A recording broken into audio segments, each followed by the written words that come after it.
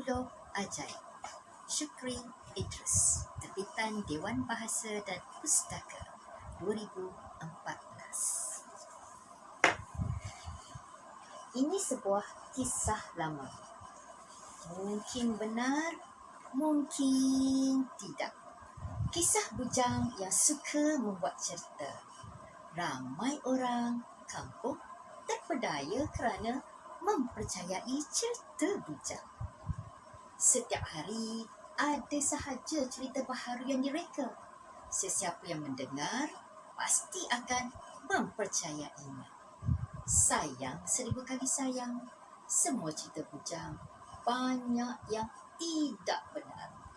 Orang kampung sering menasihati bujang supaya tidak mereka-reka cerita. Bagi bujang, dia akan mendengar nasihat itu untuk sehari sahaja.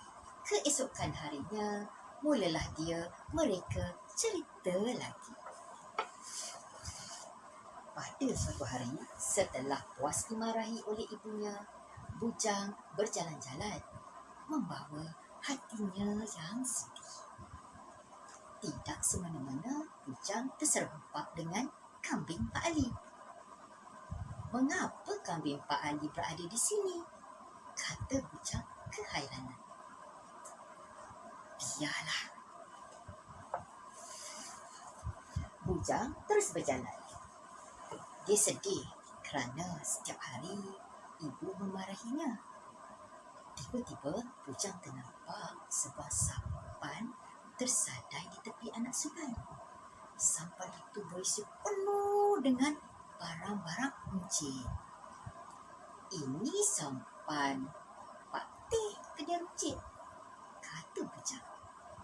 Dia heran sampan Pak Teh berada di situ. Biarlah. Bujang terus merayau-rayau tanpa tujuan. Tidak lama kemudian, dia terdengar suara orang. Dia mengintai dari jauh. Kelihatan 2 orang pencuri sedang menyembunyikan harta curian. Walaupun berasa takut, bujang terus memerhatikan gerak-geri pencuri itu. Biarlah, kata bujang. Bukan harta saya. Semasa melintasi kebun Pak Ali, bujang terdengar suara Pak Ali marah-marah. Kambing saya telah dicuri orang, kata Pak Ali. Sabar Pak Ali, kita siasat dulu, kata Cik Mat pula. Bujang tersenyum mendengar perbualan mereka. Saya sudah mendapat satu akal, kata bujang dalam hati. Semasa melalui kedai Pak Teh, bujang terdengar suara Pak Teh sedang marah-marah. Habis barang-barang runcit saya penuh satu sampan dicuri orang, kata Pak Teh. Mari kita laporkan hal ini kepada Tok Penghulu, jawab Haji Selamat. Bujang tersenyum sendirian. Dia tahu di mana sampan Pak Teh dilarikan orang. Bujang terus menuju ke rumah Tok Seman orang kaya.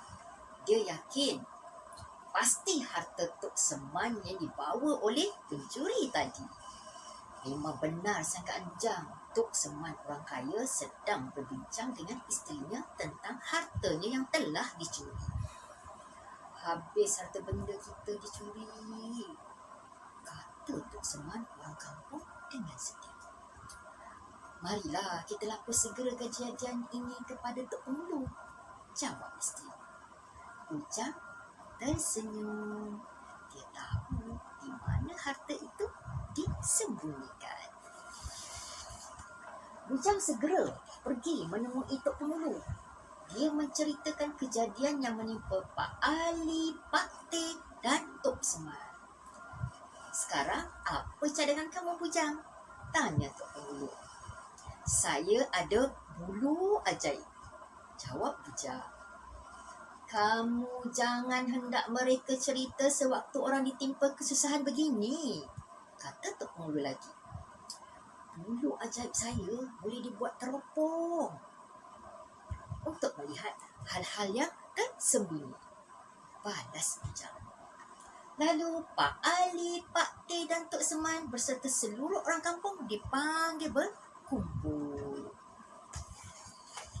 Bujang pun melihat melalui lubang bulu ajaibnya. Lagaknya seperti orang meneropong. Orang kampung yang hadir tidak yakin dengan cerita Bujang kerana dia sering mereka cerita. Saya nampak kambing Pak Ali dekat berluka di tepi kampung, kata Bujang. Sampan Pak Teh pula tersadai di tepi sungai tidak jauh dari pinggir hutan, sambung Bujang. Orang kampung pun disuruh mencari.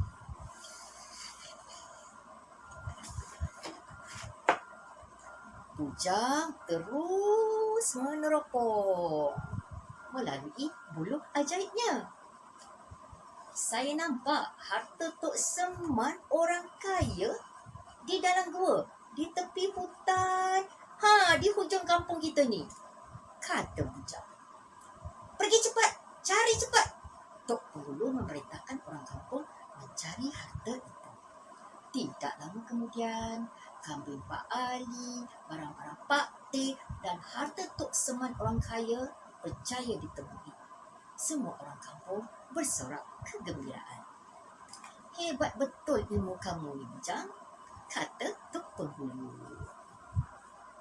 Bujang tidak terkata apa-apa kerana asyik tersenyum sahaja. Pak Ali, Pak Teh dan Tok Seman menunjukkan rasa terima kasih dengan memberi hadiah kepada Bujang. Sejak kejadian itu, Bujang berazam untuk tidak mereka cerita lagi. Dia memberitahu bahawa bulu ajaibnya dipinjam oleh seorang putera raja dari negeri di atas angin. Ewa, betul kan tu Bujang? Itulah kisah Bujang. Mungkin benar, mungkin tidak. Sekian, terima kasih. Bulu ajaib yang ditulis dan dilukis oleh Pak Syukri Idrus diterbitkan oleh Dewan Bahasa dan Pustaka. Sehingga kita berjumpa lagi. Saya Filzah Ibrahim dari Malaysia. Sekian, terima kasih.